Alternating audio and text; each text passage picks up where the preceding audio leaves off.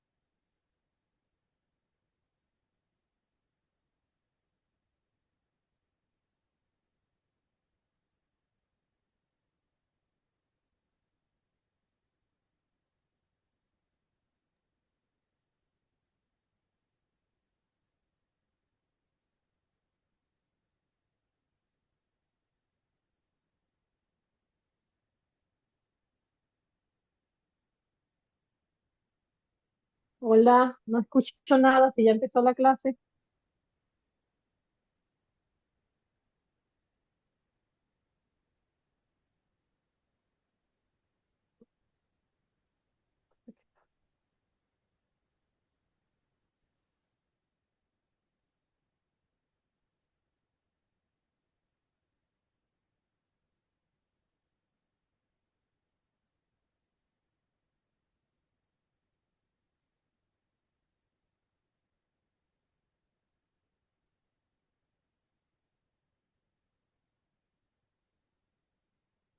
Bueno, vamos a comenzar con la clase de hoy. Nosotros,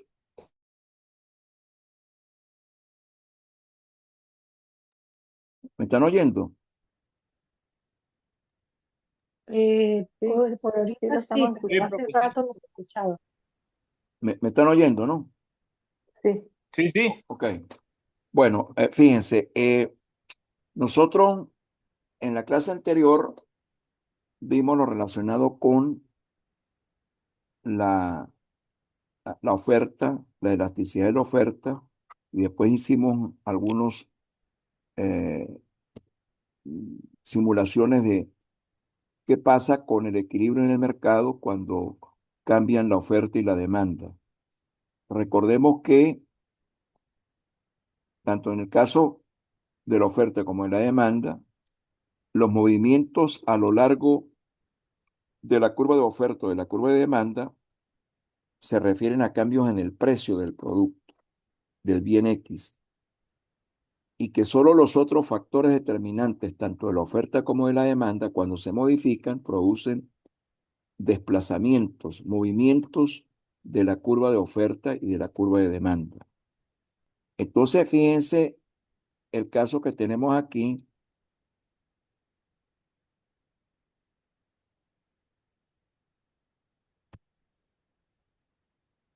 es el de eh, el mercado mundial del trigo. Supóngase que hay un equilibrio en el mercado mundial del trigo y la demanda es inelástica. El precio está en 3 y el precio de 3 se, eh, se demanda, al precio de 3 se demanda 100. Ahora, ¿qué pasa cuando hay una buena cosecha de trigo en el mercado mundial?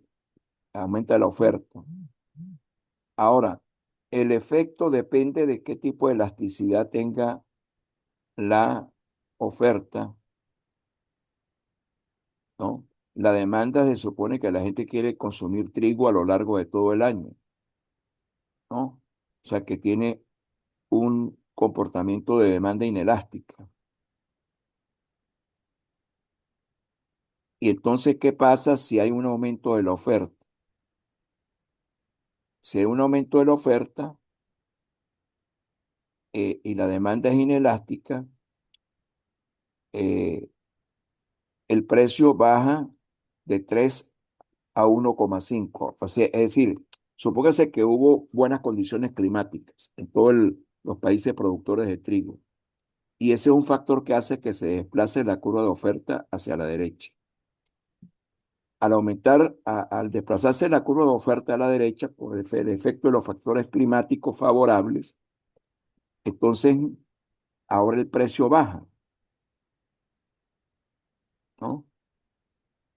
El precio de equilibrio baja. Y dado que la demanda es inelástica, el precio baja, baja bastante. Y, pero las cantidades de equilibrio que se ofrecen y que se demandan en el mercado con ese desplazamiento de la curva de oferta, ahora sube nada más de 100 a 110. Es decir, que la variación en las cantidades ofrecidas y demandadas fue de 10%, pero la caída en el precio fue de 50%. De manera tal, pues, que estamos frente al caso de eh, eh, dado a que la demanda es inelástica, estamos en una situación de que el precio baja más que lo que baja la cantidad demandada en términos porcentuales.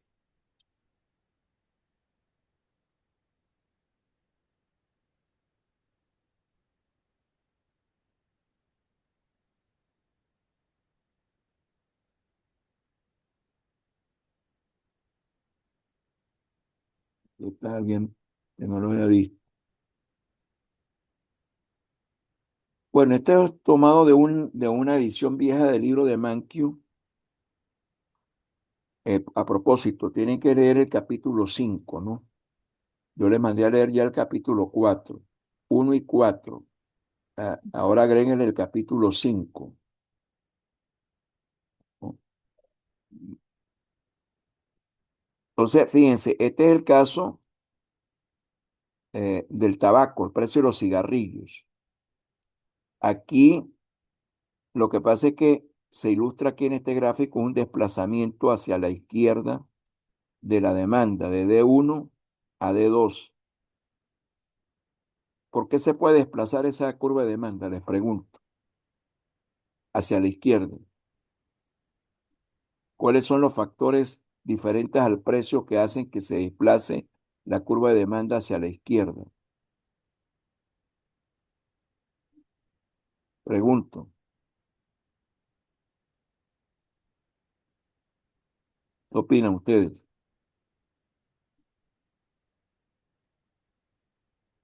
Fíjense, esto es un desplazamiento desde el punto A hacia el punto, hacia esta nueva curva de demanda.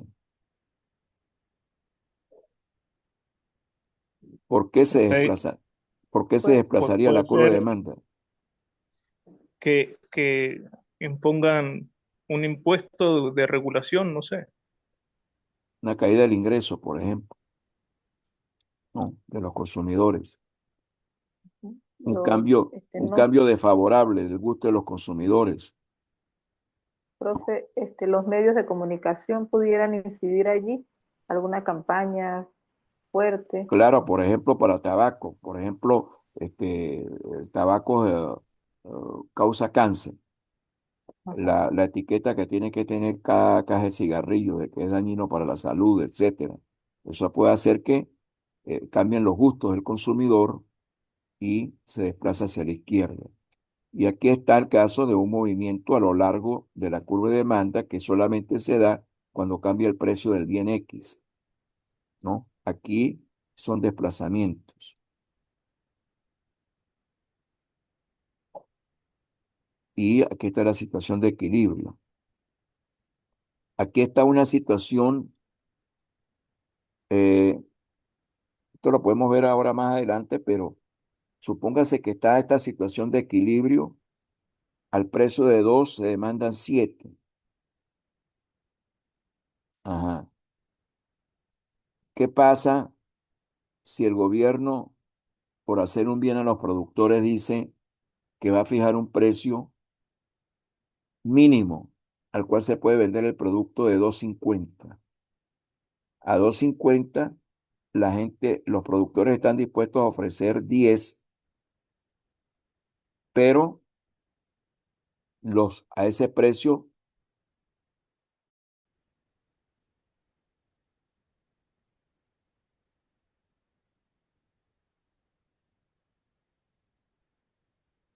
que se fue el internet por un Sí. momento. Sí.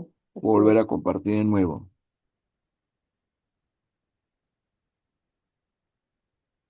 Re-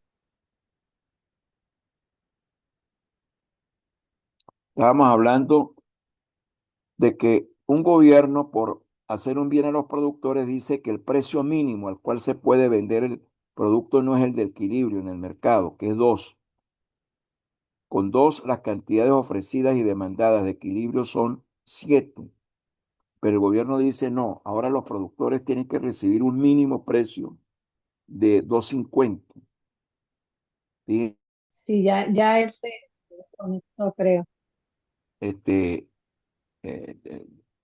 hay problemas con la internet hoy. Sí. Hay problemas con la internet y no sé por qué me está sacando.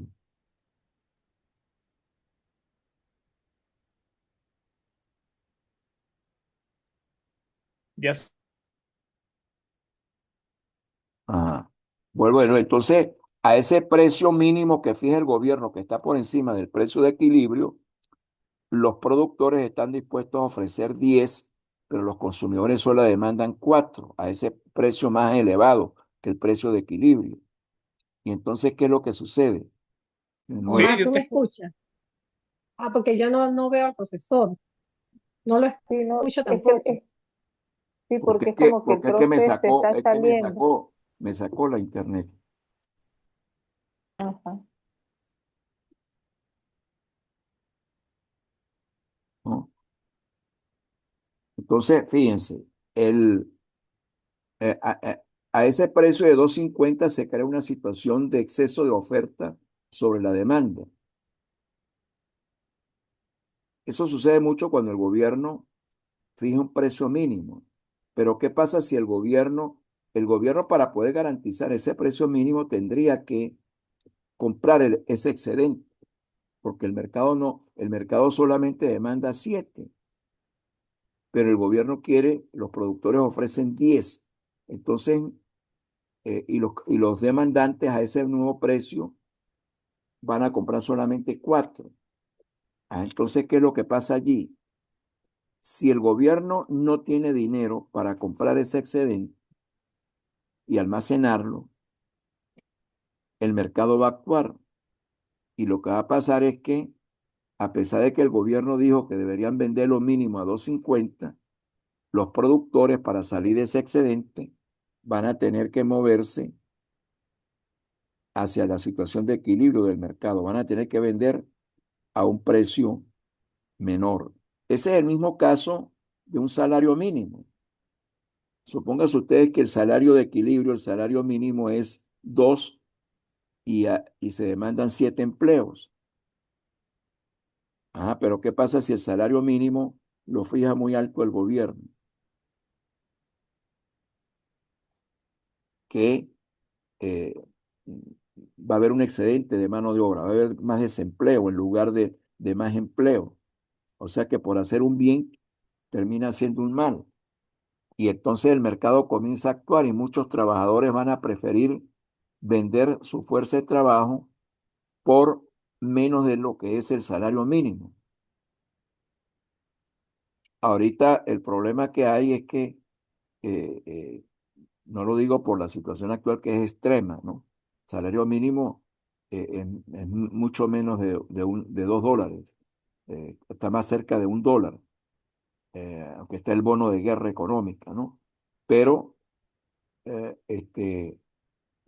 en situación en que no había bono de guerra económica, pues el salario mínimo estaba muy por debajo de lo que debería ser el precio de equilibrio. Entonces, la gente no quería trabajar. Entonces, los empleadores, ¿qué hacían? Tenían que inventar bonos para que la persona pudiera tener un ingreso que lo estimulara a ofrecer su fuerza de trabajo, ¿no?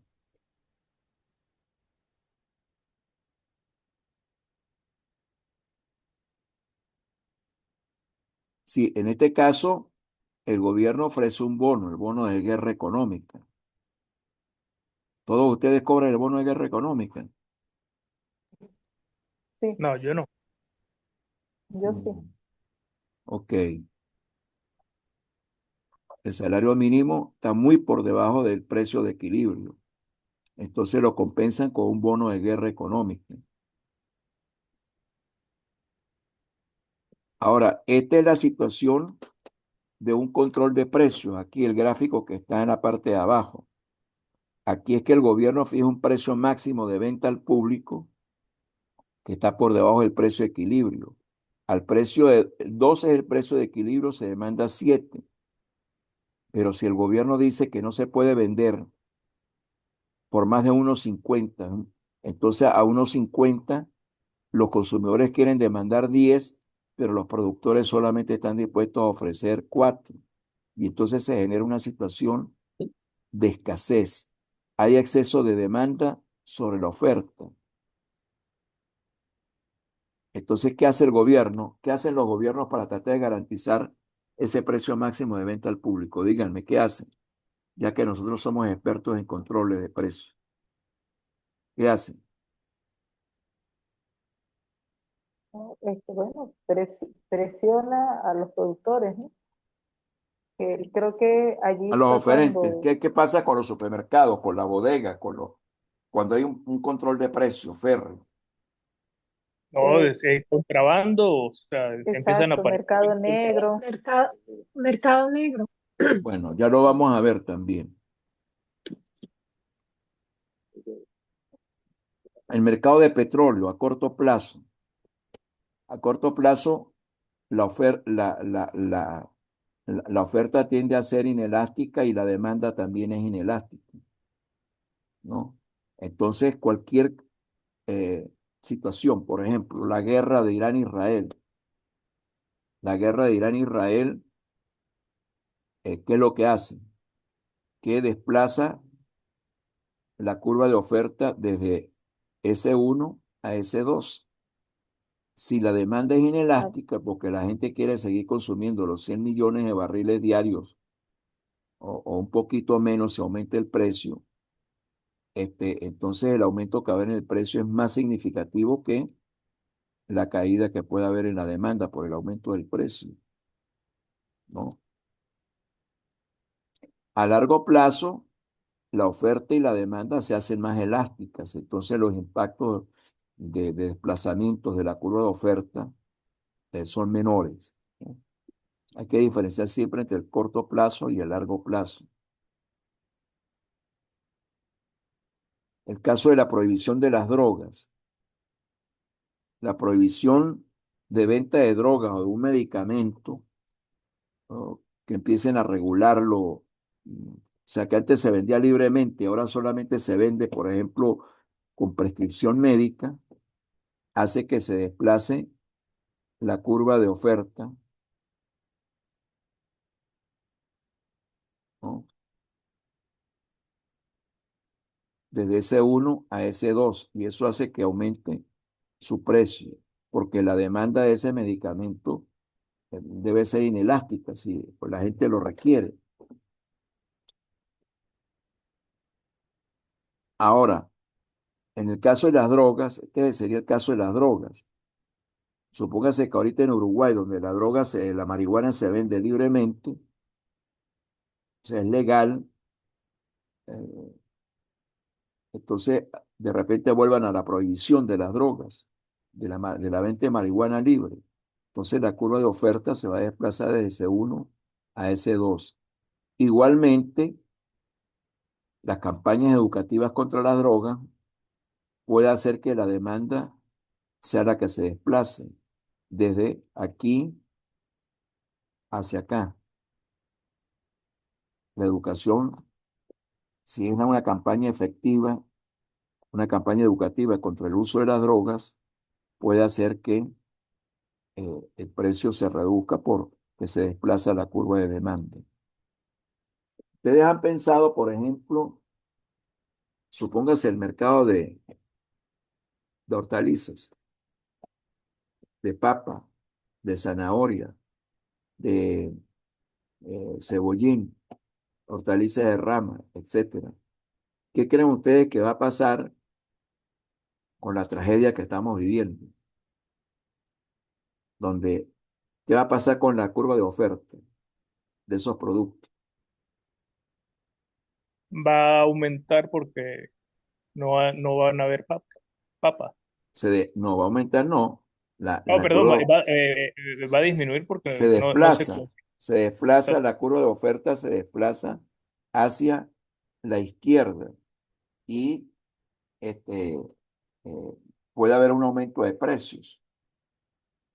La gente está tratando de salvar lo que puede, pero yo vi ayer unas imágenes eh, de gente, bueno, sacando lo que puede, todo lo que quedó bajo las aguas, sacando cebollín, sacando algunas cosas, pero el impacto se va a sentir en 15 días, en una semana. Vamos a ver los precios que pueden aumentar. ¿Por qué? Pero- Porque hay un desplazamiento de la oferta hacia la izquierda, hacia arriba, ¿no?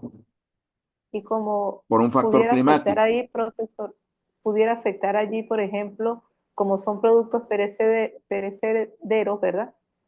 También la demanda, o sea, la demanda aumenta porque hay menos por la pérdida que hubo en los terrenos, ¿verdad? Pero No, también la es un demanda, producto que suponga tal usted vez que no, no, que piense como una consumidora. Usted quiere seguir consumiendo la misma ajá, cantidad de tomate, cebolla. Usted en su compra tengo que semanal pagar más va, caro. no, entonces va a Disminuye. tener que pagar más caro. Exacto, Al tener que pagar más caro, usted sobre la curva de demanda, usted puede reducir su demanda dependiendo de su elasticidad precio de la demanda, porque va a tener compro ahora menos.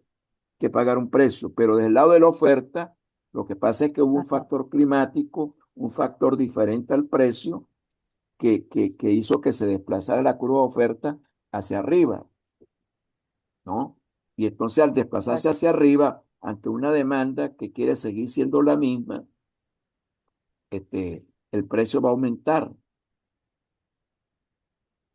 y va a aumentar fuertemente. Ya Sí. aumentó, ayer subieron todos los precios del pollo, de todo, todo. Los supermercados cambiaron los precios ayer inmediatamente, entre antier y ayer. Increíble, pero cierto. Bueno, ok. Ustedes ven allí, el efecto es inmediato sobre el mercado, ¿no? Bueno, entonces vamos a terminar con esto y vamos a continuar aquí. Vamos a hablar ahora de políticas.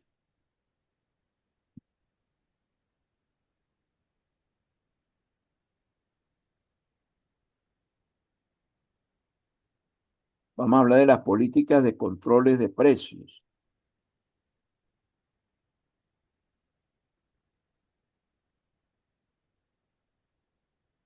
Mm, Nosotros somos expertos en política de controles de precios. En este momento no hay, o sea, hay una ley de costos y precios acordados que está vigente, que no se ha eliminado, pero los precios para la mayoría de productos, salvo para ah, un grupo de productos, están libres, es decir, fluctúan de acuerdo con las condiciones de la oferta y de la demanda. Pero hace aproximadamente 22 días, un mes, el gobierno se reunió con industriales y las cadenas de supermercados para, en el marco de la ley de costos y precios acordados, este, acordar unos precios para algunos rubros, los huevos, el aceite vegetal, etcétera, eh, el pollo, acordar esos precios. Eso en la práctica es un control de precios, ¿no? Aunque no exista una disposición clara del gobierno. Se supone que es acordado, pero entre comillas. Sin embargo, no tenemos hasta la fecha noticias de nuevos precios acordados. ¿Pudiera ser el inicio de una vuelta al control de precios? No sé, porque en los últimos años el gobierno, a partir de 2019, a pesar de que la ley de precios acordados y costos y precios acordados está vigente, el gobierno decidió no aplicarla y por eso fue que se acabaron los bachaqueros, se acabó la escasez, los precios empezaron a fluctuar de acuerdo con las condiciones de la oferta y de la demanda. Y la evidencia es que en este momento no hay bachaqueros. Es decir, que no podemos decir que en este momento hay efectivamente controles de precios, como los conocimos entre el 2003 y el 2018, 15 años de controles de precios, 15 años donde los mercados negros, para todos los rubros que había controles de precios, pues existían y aparecieron los famosos bachaqueros, ¿no? Ahora, fíjense, cuando no interviene el gobierno, por supuesto, las condiciones del mercado fijan un precio de equilibrio y una cantidad de equilibrio, ¿no?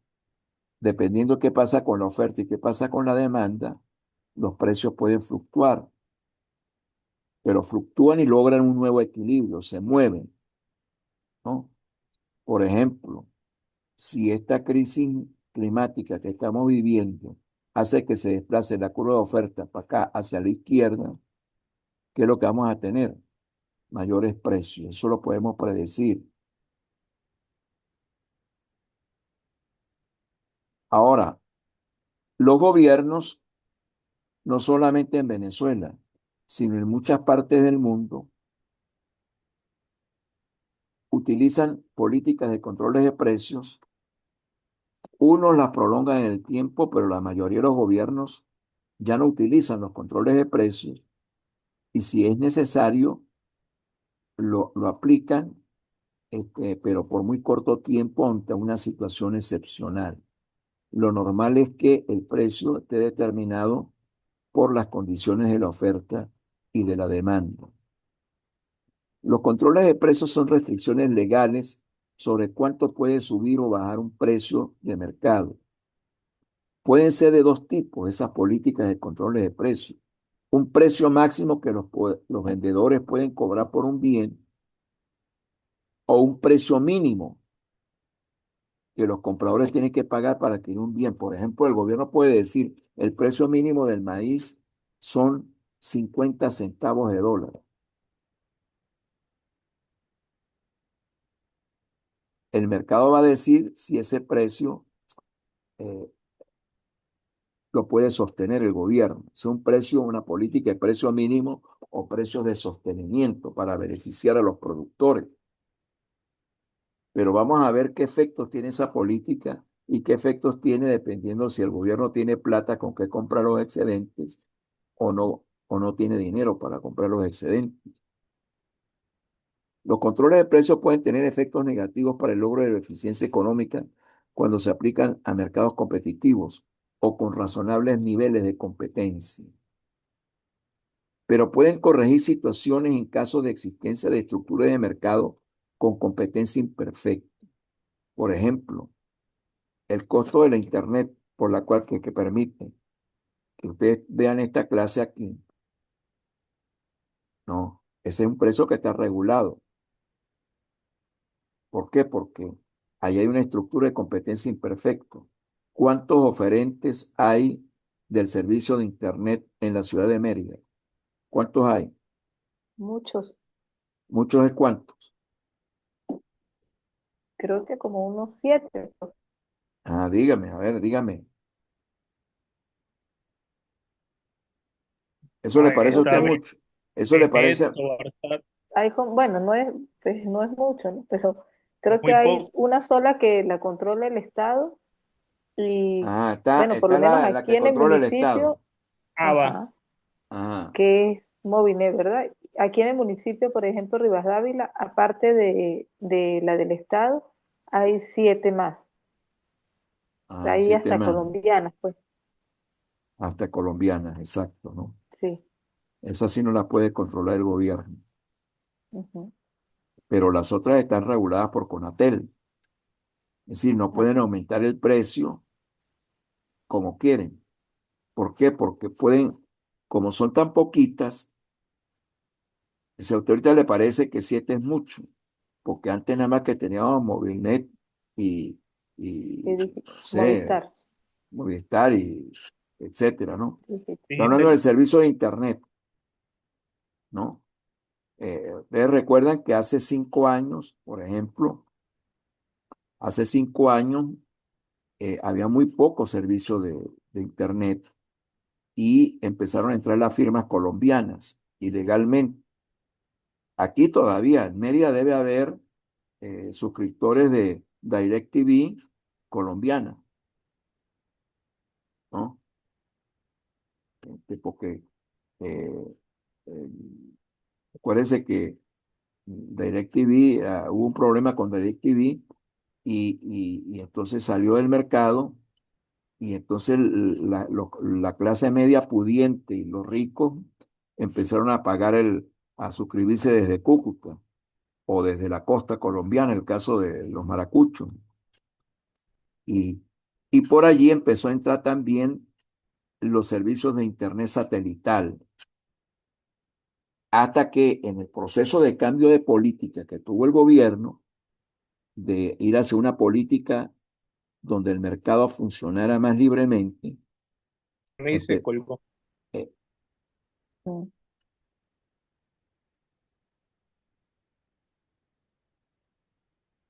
entonces empezaron a entrar nuevas firmas.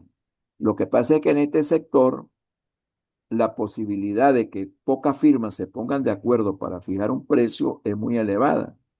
Es un oligopolio, son poco oferentes. Son muchos los demandantes y son pocos los oferentes. Es un caso de oligopolio. Entonces podrían ponerse de acuerdo si el Estado no interviene para fijar un precio y repartirse incluso los territorios, ¿no?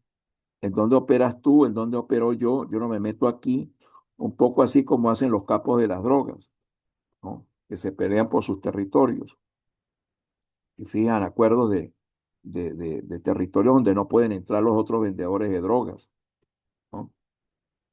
Entonces, Conatel es el organismo que regula y esa tarifa no la pueden modificar si no tienen el permiso de Conatel. O sea, la regula ¿por qué? Porque la posibilidad de que haya colisión, de que haya acuerdos de precios entre los pocos oferentes es muy elevada y cualquiera no puede meterse en el negocio tampoco. O sea, se requiere una inversión alta, ¿no?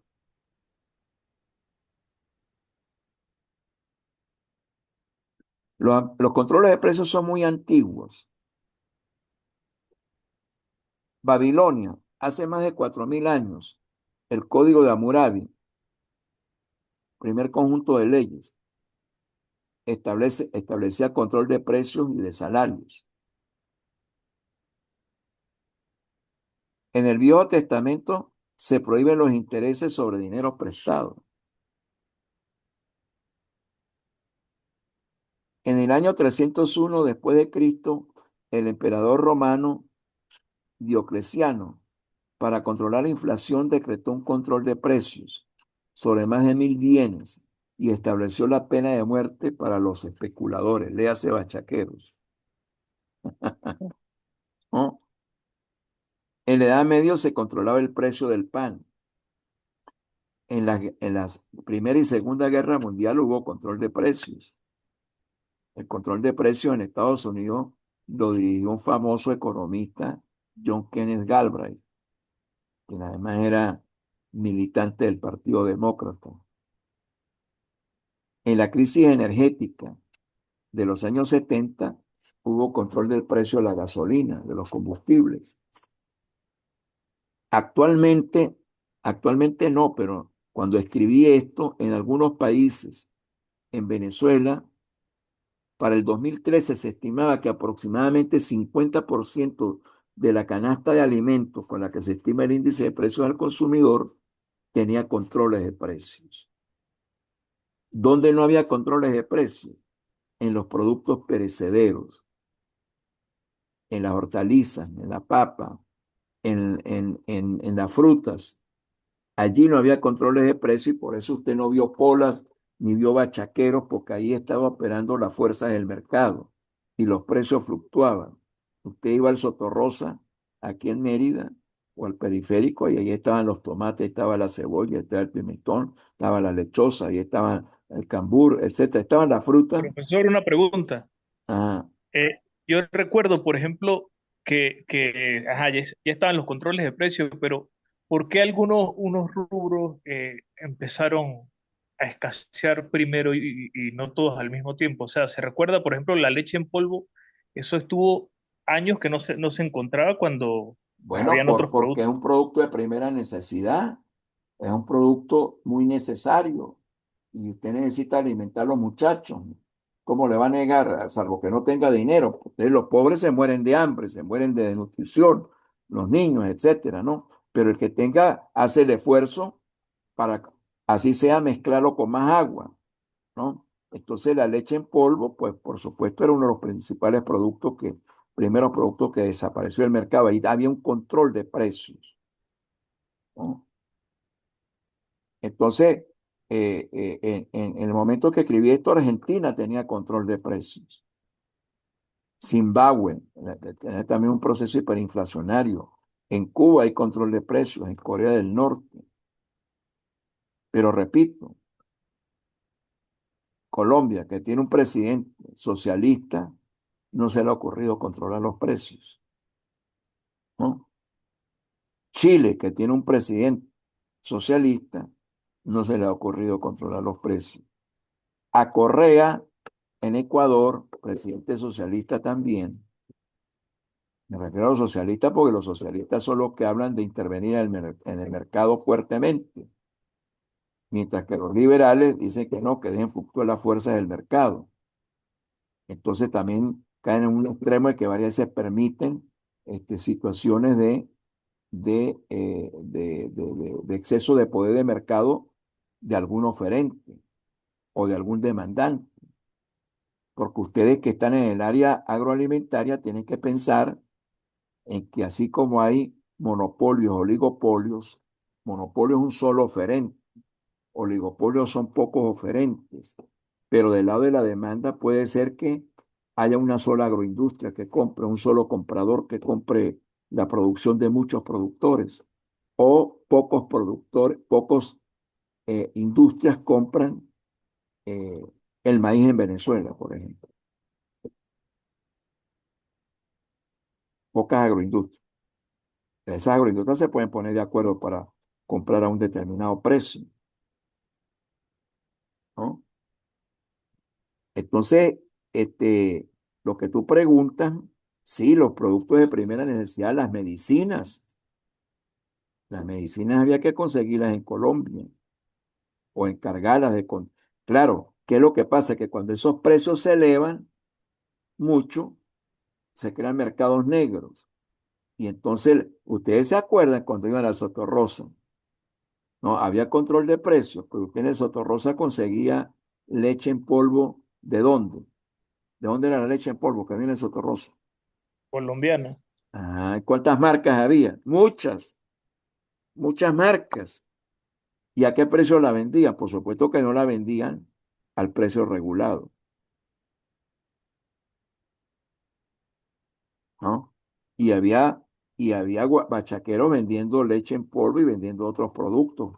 Pero ¿por qué escaseaban esos productos? Lo que usted, no, porque el gobierno fijó ese control de precios con la buena intención de beneficiar a los consumidores. Pero el camino al infierno está lleno de buenas intenciones. Los mercados actúan por encima de los gobiernos.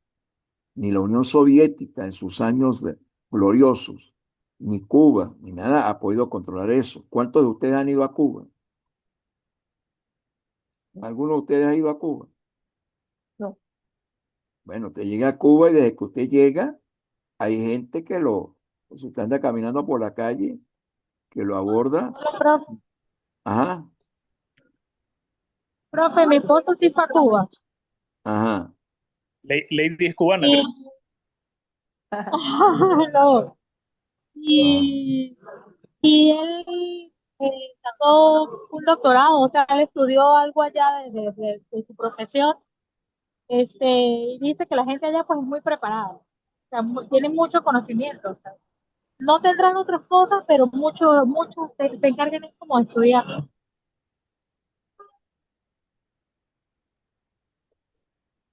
Claro, aquí también tenemos gente muy preparada, pero el mercado no la remunera, pero no hay demanda Ah, bueno, suficiente para esa gente preparada, ¿no? bueno, profe, allá tampoco.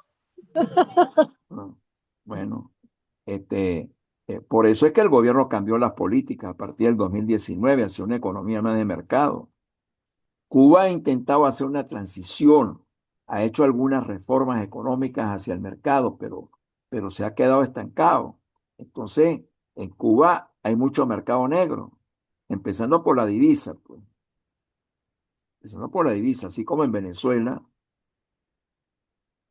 Ustedes saben que si usted quiere un dólar, usted quiere comprar dólares, no, si va a la banca, no va a conseguir los dólares que usted requiere. Y si usted los requiere, de todos modos, tiene que buscarlos donde. Entonces no voy a volver a ver aquí con el cuento del sofá, ¿no? En su versión triple X y en su versión para todo público. sí.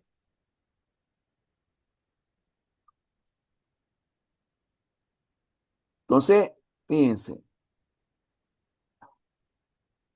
en el esquema actual de políticas públicas, sobre todo hasta 2018, los controles de precios tenían un rol estelar y permanente.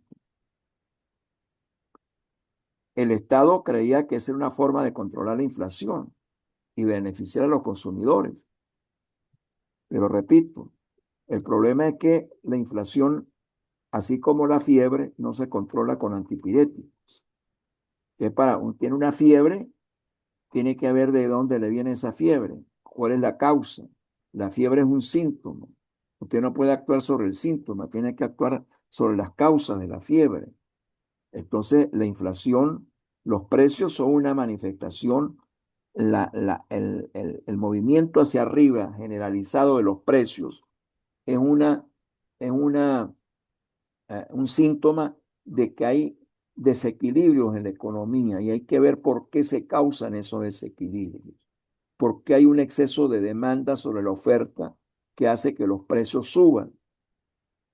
Entonces, al gobierno lo que se le ocurre es actuar sobre el síntoma, la fijación de precios máximos para consumidores y también para productores. En un momento, en el desideratum de la política de control de precios, ustedes saben lo que son las cadenas de valor, ¿verdad? Hay unos vendedores de insumos, hay unos productores agrícolas, hay unos comercializadores, hay una agroindustria, ¿no? Hay unos importadores y exportadores y hay unos consumidores, ¿no? Y, y bueno, eso hace que los mercados se desequilibren, porque usted le controla el precio al consumidor, pero le quiere beneficiar a los productores aumentándole el precio, pero no permite que aumente a nivel de consumidor. por supuesto que se genera un desequilibrio entre los diferentes mercados, el mercado que hay entre el que vende insumos y el productor, entre el productor y los comercializadores, porque los productores quieren vender a un precio superior, pero, pero hay control de precio, entonces no lo pueden hacer. Entonces, los mercados legalmente no pueden funcionar y es donde aparecen todos los mercados negros y aparecen todas esas distorsiones. O sea, no hay posibilidad de que el mercado actúe legalmente, entonces se crea un mercado ilegal, un mercado negro.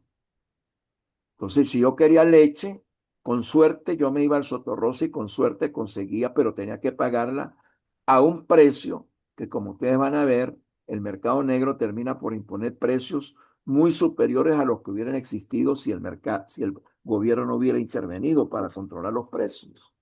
Eso es lo que dice la teoría económica. Entonces, usted controlaba los insumos agrícolas también, pero si usted quería fertilizante, entonces los fertilizantes desaparecieron, las semillas desaparecieron, los agroquímicos desaparecieron de los mercados legales, pero en el mercado negro usted conseguía. Ahora, ¿cómo hacía usted para vender el maíz a un precio que el gobierno decía que era mínimo, pero era máximo también para el productor? Que producía maíz. Repito, esto no sucedió en papa, hortalizas, ni en las frutas, en los productos de consumo fresco. Ahí no hubo controles de precios, ahí no hubo desequilibrios entre oferta y demanda. Usted siempre conseguía los productos, ¿no? Pero los productos donde hubo controles de precios, ya todo lo hemos vivido. No necesito abundar mucho sobre esto.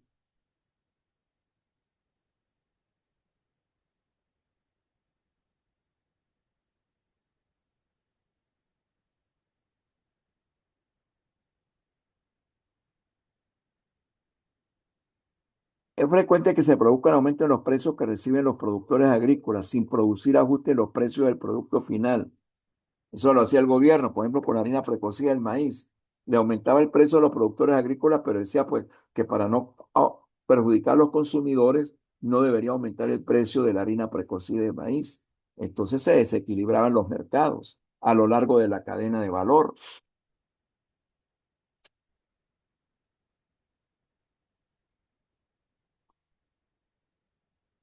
Entonces, un mecanismo de control de precios es un mercado con un precio mínimo. Entonces, vamos a suponer aquí en el gráfico este de la izquierda de ustedes, que el gobierno decide, el precio de equilibrio en el mercado es 3 y a ese precio de 3 se demanda 100. Pero el gobierno dice, bueno, los helados no se pueden vender por menos de 2. Allí no hay problemas. O sea, ahí no hay problema. No es necesaria la política porque